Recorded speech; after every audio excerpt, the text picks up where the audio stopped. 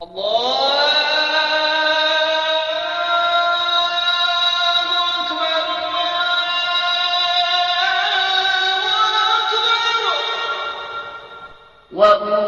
إلي هذا القرآن لأنذركم به ومن بلغ اور یہ قرآن مجھ پر اس لیے اتارا گیا ہے کہ اس کے ذریعے سے تم کو اور جس شخص تک وہ پہنچ سکے آگاہ کر دوں۔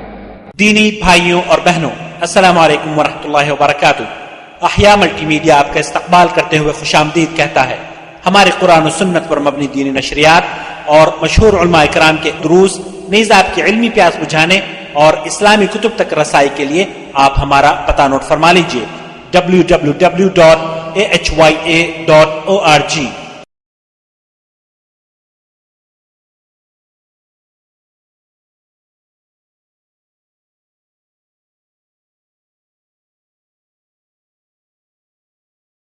نمبر 37 مسئلے میں کہ غیر مقلدین کے نزدیک لفظ اللہ کے ساتھ ذکر کرنا بدعت ہے۔ یہ مسئلہ بہت اہم مسئلہ ہے۔ لفظ اللہ کے ساتھ، اس سے مراد یہ ہے اللہ اللہ اللہ اللہ اللہ اللہ یا اللہ یہ ذکر ہوا گیا ہے نا۔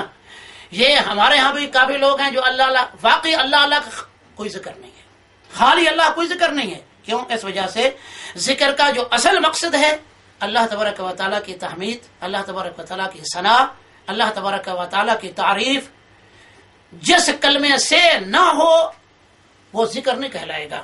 ذکر جو ہے وہ اللہ تبارک و تعالیٰ کے یعنی جتنی بھی صفات ہیں ان صفات میں سے کوئی نہ کوئی صفت ضرور ذکر میں شامل ہونی چاہیے۔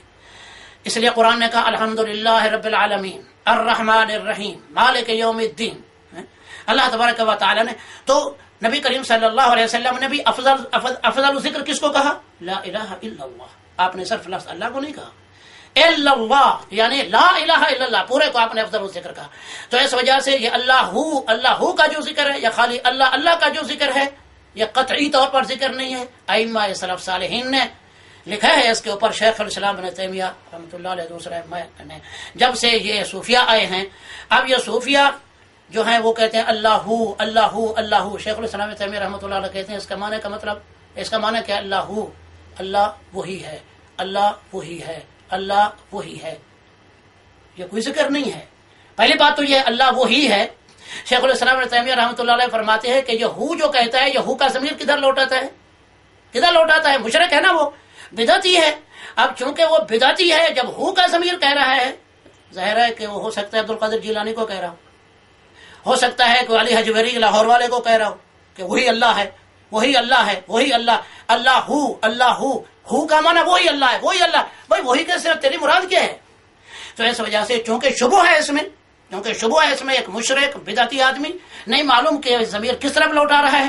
اس وجہ سے یہ ہمارے جو القول البلیغ فی التحذیر من جماعت تبلیغ شرکیہ اعمال جو ہم نے اس کو ترجمہ کیا، انہوں نے بھی یہ مسئلے کو اس کے اندر لکھا ہے کہ بدعتی لوگ جو صوفیات اور تبلیغی جماعت والے خاص طور پر اللہ اللہ اللہ اللہ کا جو ذکر کرتے ہیں، انہوں نے لکھا ہے خالی اس میں اللہ کا ذکر نہیں ہے، قرآن و حدیث میں کہیں بھی ثابت نہیں کہ اللہ تعالیٰ کا ذکر ہے۔ اس وجہ سے ذکر اللہ تعالیٰ کے یعنی صفات میں سے کسی نہ کسی صفت کے ساتھ ہونا چاہیے۔ لا الہ الا اللہ ہے، اللہ اکبر ہے، اور سبحان اللہ ہے، الحمدللہ ہے، جتنے بھی اذکار ہیں نبی صلی اللہ علیہ وسلم کے، کسی کے اندر بھی لفظ اللہ، لفظ جلالہ کہتے ہیں اس کو، لفظ جلالہ کے ساتھ صرف لفظ جلالہ کے ساتھ ذکر نہیں ہے یہ ثابت کہیں۔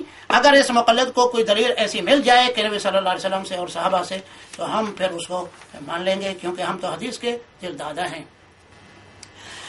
مسئلہ نمبر 38 میں سے نے لکھا ہے غیر مقلدین کے نزدیک بعض صحابہ فاسق تھے، چنانچہ حضرت معاویہ کہ انہوں نے ارتکاب کبائر اور بغاوت کی ہے، البنیان المرصوص۔ سامرودی صاحب نے حضرت معاویہ کے نام کا انکار کر دیا مگر یہاں انعام نہیں مقرر کیا، بہرحال انعام نہیں مقرر کیا کیونکہ البنیان میں موجود ہے، شاید رسول صلی اللہ علیہ وسلم کا قول یاد نہیں۔ بہرحال ہم اصل مسئلے کی طرف آتے ہیں۔ اصل میں بات یہ ہے کہ ہمارے بعض لوگ ایسے ہیں، بعض ہمارے لوگ جماعت اہل حدیث کے علماء بھی ایسے ہیں کہ جس وقت علی رضی اللہ تعالیٰ عنہ اور معاویہ رضی اللہ تعالیٰ عنہ کا آپس میں اختلاف ہوا اور ان کے آپس میں جنگیں ہوئیں، تو اس میں بہت سے ہمارے علماء اہل حدیث جو ہیں ان صحابہ کرام کو، صرف یا معاویہ کی بات نہیں، ان صحابہ کرام کو جو علی رضی اللہ تعالی عنہ کے خلاف لڑے ہیں فاسق کہتے تھے.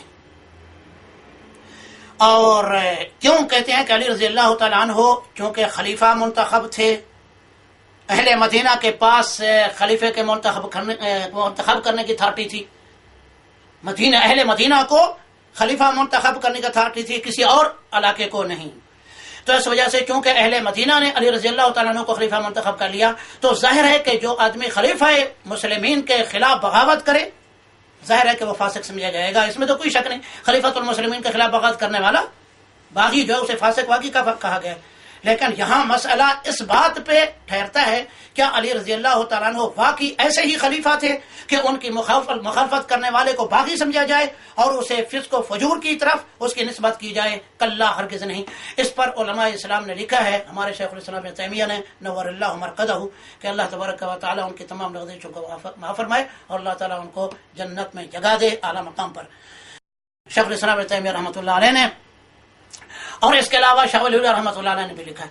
اور اس میں ہمارا موقع بھی یہ ہے ابتدا سے کہ علی رضی اللہ تعالیٰ عنہ کی خلافت چونکہ مختلف ہی ہے، اور بہت سے کبار صحابہ جن کو ابن خلدون نے اپنی کتاب کے اندر 17-18 جلیل القدر صحابہ کا ذکر کیا ہے کہ جنہوں نے علی رضی اللہ تعالیٰ عنہ کی خلافت ماننے سے انکار کر دیا تھا اور بیعت کرنے سے انکار کر دیا تھا.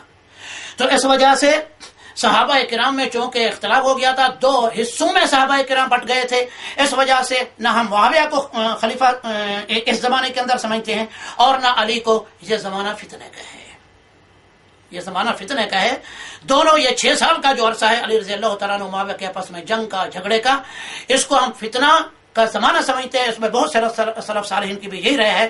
اس وجہ سے علی رضی اللہ تعالیٰ عنہ کو ایسے معنوں میں ہم خلیفہ نہیں یعنی سمجھتے کہ ان کی مخالفت اگر کسی نے کی ہے یا بغاوت کی یا ان کے خلاف لڑائی کی ہے تو فاسق سمجھا جائے. مودودی وغیرہ اور دوسرے جو لوگ ہیں ان لوگوں کی یہ رائے ہے، لیکن ہماری یہ رائے نہیں ہے.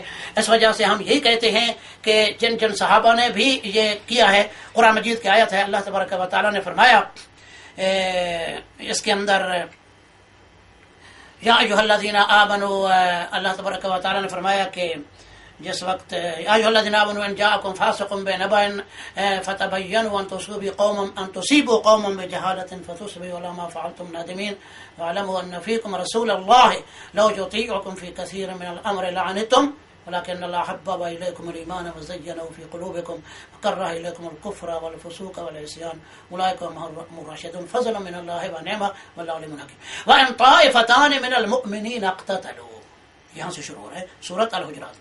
وإن طائفتان من پہلے اللہ تعالیٰ نے فسق و فجور کا ذکر کیا ہے. اگر کوئی فاسق آدمی آ کے تم کو خبر دے، ایسی بات کی کہ تم کو اکسانے کے لیے، مسلمان کو مسلمان سے لڑانے کے لیے، تو اللہ تعالیٰ نے فرمایا پہلے تحقیق کر لو، کہیں ایک دوسرے کے خلاف جنگ نہ شروع کر دو. یہاں فاسق سے مراد کیا ہے؟ بری خبر لانے والا، مطلقاً بری خبر لانے والا. یہاں فاسق سے مراد وہ معنی حقیقی نہیں ہے. کیوں؟ اس وجہ سے کہ جس آدمی کے حق میں یہ نازل ہوئے وہ صحابی ہے، عقبہ بن کیا نام ان کا، عثمان رضی اللہ، جو اس کے گورنر ہیں عراق کے. تو اللہ اکبر. تو بہرحال اللہ تعالیٰ نے فرمایا کہ دو